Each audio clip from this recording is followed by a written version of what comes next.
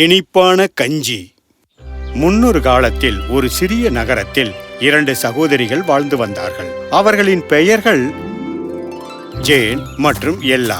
Jane மூத்தவள் ஆவாள். அவள் மிகவும் புத்திசாலி. ஆனால் அவளது புத்திசாலித்தனமே அவளுக்கு திமிரை உண்டாக்கியது. தன்னை விட யாரும் புத்திசாலி இல்லை என்று நினைத்தாள். ஊரில் யாரை பார்த்தாலும் முகத்தை திருப்பிக் கொண்டு செல்வாள். இளையவள் எல்லா மிகவும் அன்பான பெண். அனைவரிடமும் இனிமையாக நடந்து கொள்வாள். ஆனால் அன்பானவள் என்றாலும் அவளுக்கு மறதி மிகவும் அதிகம். இரு சகோதரிகளும் தங்கள் வேலைகளை செய்ய ஒருபோதும் கவலைப்பட்டதே இல்லை. இதன் காரணமாக அவர்களுக்கு எப்போதும் வேறுபாடுகள் இருக்கும்.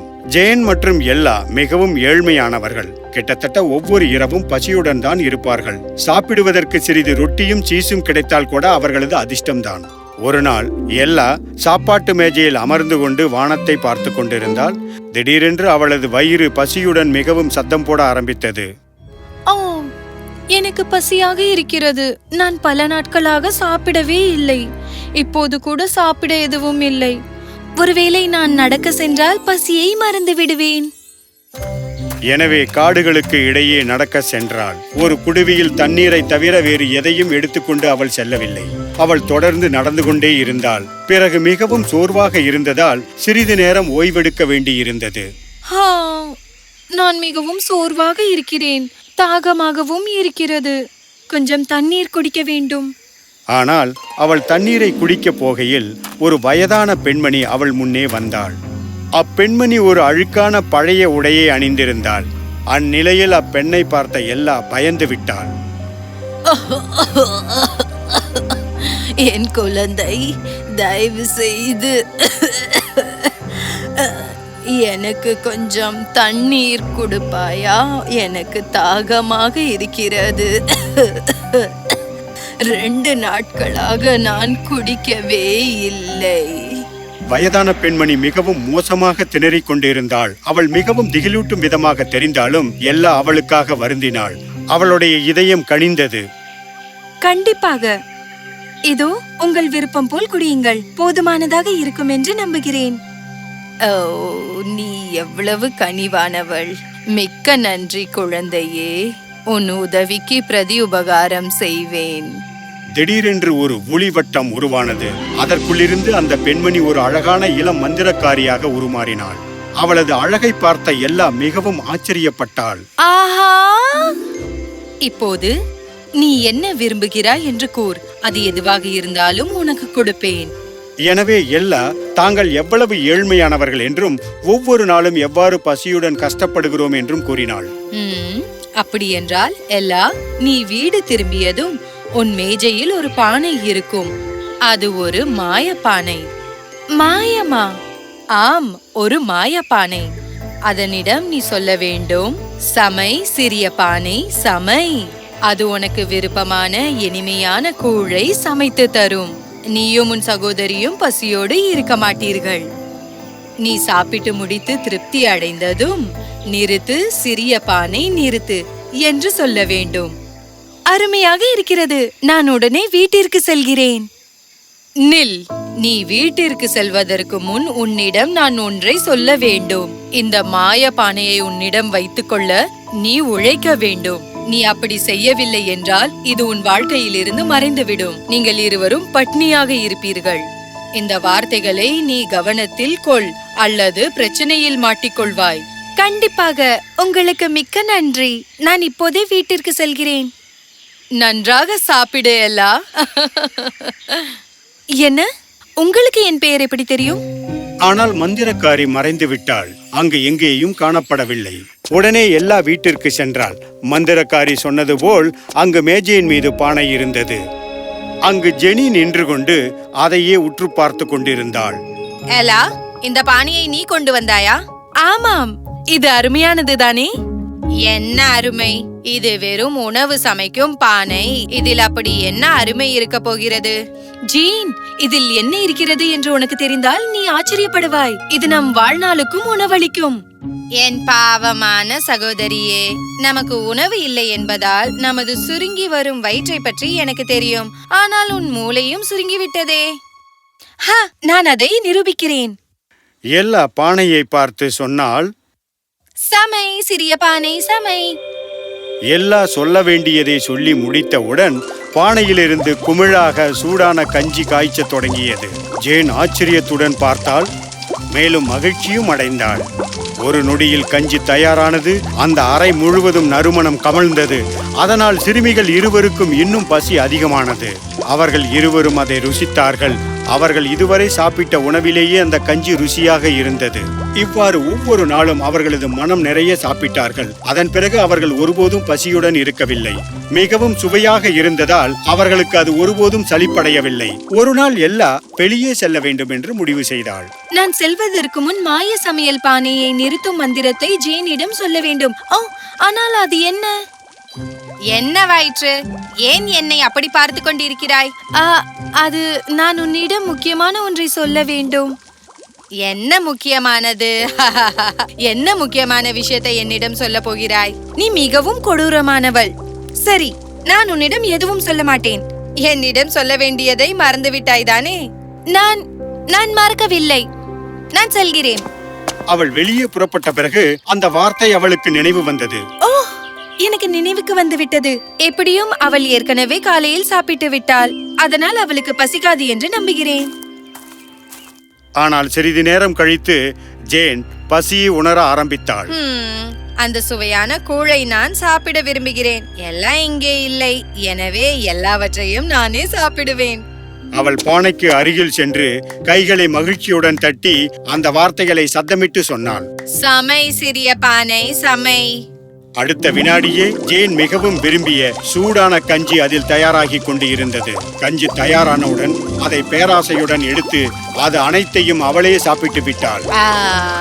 மிகவும் சுவையாக இருந்தது. வயிறு நிரம்பிவிட்டது. பானை சமைப்பதை நிறுத்த வேண்டும். அதற்கான மந்திர சொல்லி என்ன? சமைப்பதை நிறுத்து பானையே. ஆனால் அவள் சரியான வார்த்தைகளை சொல்லவில்லை. ஏனென்றால் நிறுத்துவதற்கு சரியான வார்த்தையை எல்லா ஜேனிற்கு சொல்லிக் கொடுக்கவில்லை. அடடா, நான் என்ன செய்வது? போதும், இன்னும் கூழ் வேண்டாம். முட்டாள் கூழ் பானையே, நிறுத்து. அவள் என்ன கத்தினாலும் பானை மேலும் மேலும் இனிமையான கஞ்சியை தயாரித்து கீழே கொட்டிக்கொண்டே இருந்தது. பாவம் ஜேன் பானையை பார்த்து ஏதோதோ கத்தினாள். ஆனால் எதுவும் உதவவில்லை.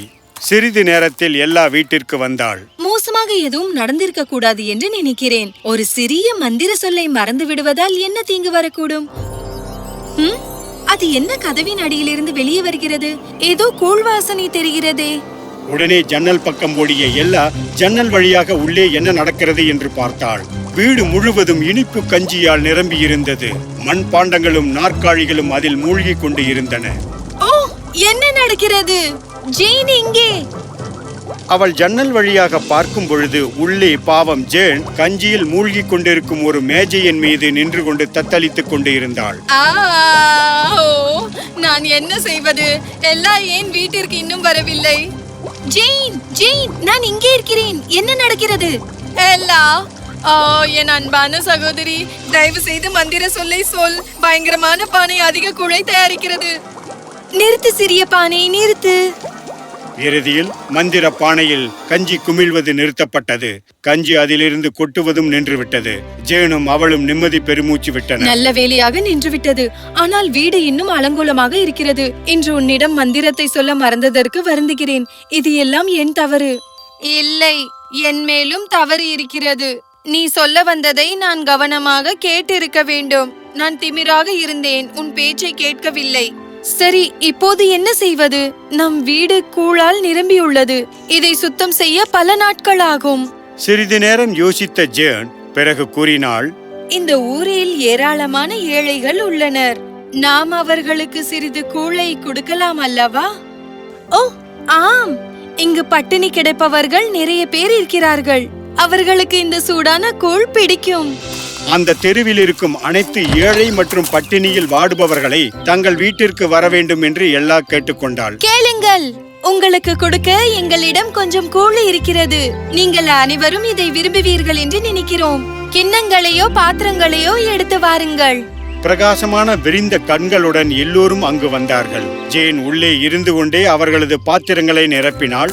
அனைத்து மக்களுக்கும் கஞ்சியை பகிர்ந்து வழங்கினாள். வாங்கியவர்கள் கஞ்சியை மிகவும் ஆர்வத்துடன் சாப்பிட்டார்கள். மிக்க நன்றி எல்லா ஜேன்.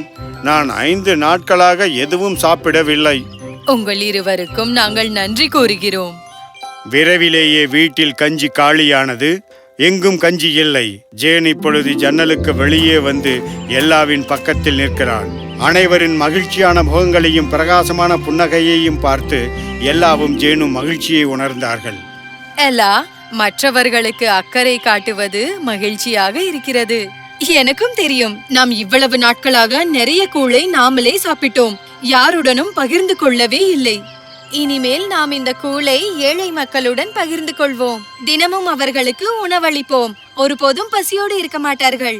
எனவே நாள்தோறும் ஜேன் மற்றும் எல்லா இருவரும் தெருக்களில் இருக்கும் ஏழை மக்களின் வீடுகளுக்கு சென்று அப்போது சமைத்த சூடான சுவையான கஞ்சியை வழங்கி வந்தார்கள். இது நீண்ட காலம் நீடித்திருந்தது. பிறகு ஒரு நாள் ஒரு வயதான பிச்சைக்காரன் அவர்களிடம் வந்தான். அவன் கிழிந்த அழுக்கான ஆடையை அணிந்திருந்தான். எல்லா மற்றும் ஜேன் இவர்கள் இருக்கும் இடத்திற்கு அவன் வந்தபோது அவனை இவர்கள் பார்த்தார்கள். என் அன்பு குழந்தைகளே, இந்த கஞ்சியை உருவாக்கும் பானையை எனக்கு தயவு செய்து கொடுக்கிறீர்களா? நான் தொலைவிலிருந்து வந்திருக்கிறேன். எனது பேர குழந்தைகளுக்கு உடம்பு சரியில்லை. நான் அவர்களுக்கு உணவளிக்க வேண்டும். எனது வீட்டிற்கு எடுத்துச் செல்லவா? இப்போது என்ன செய்வது ஜேன்? அவர் இந்த பானையை எடுத்துக்கொண்டால் நாம் மீண்டும் பசியோடு இருப்போம். அது பரவாயில்லை. போதுமான அளவு சாப்பிட்டு விட்டோம். குழந்தைகள் சாப்பிடாமலே இருந்தால் அவர்கள் உடல் நலத்திற்கு கேடு வரும். எனவே ஜேன் பிச்சைக்காரனை பார்த்து சிரித்தாள். ஐயா, நீங்கள் உங்கள் பேர குழந்தைகளுக்காக பானையை எடுத்து சென்று உணவளிக்கலாம். சாப்பிட்ட பிறகு அவர்கள் நன்றாக உணர்வார்கள். உடனே அந்த பிச்சைக்காரர் இளம் மந்திரக்காரியாக உருமாறினார்.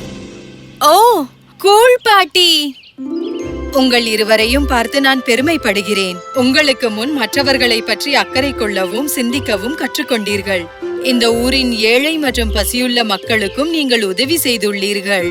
அப்படி என்றால் ஆம், நீங்கள் இந்த பானையை வைத்திருக்க முடியும். தகுதி உங்களுக்கு உள்ளது. ஏய், இனி இனிப்பான கூழ் தினமும் கிடைக்கும். அதன் பிறகு எல்லாவும் ஜேனும் நாள்தோறும் ஏழைகளுக்கு தொடர்ந்து உணவளித்து வந்தார்கள். மக்களின் முகத்தில் மகிழ்ச்சியை பார்த்து அவர்களும் மகிழ்ந்தார்கள். இவ்வாறு தொடர்ந்து செய்வது அவர்களுக்கு மேலும் மகிழ்ச்சி அளித்தது.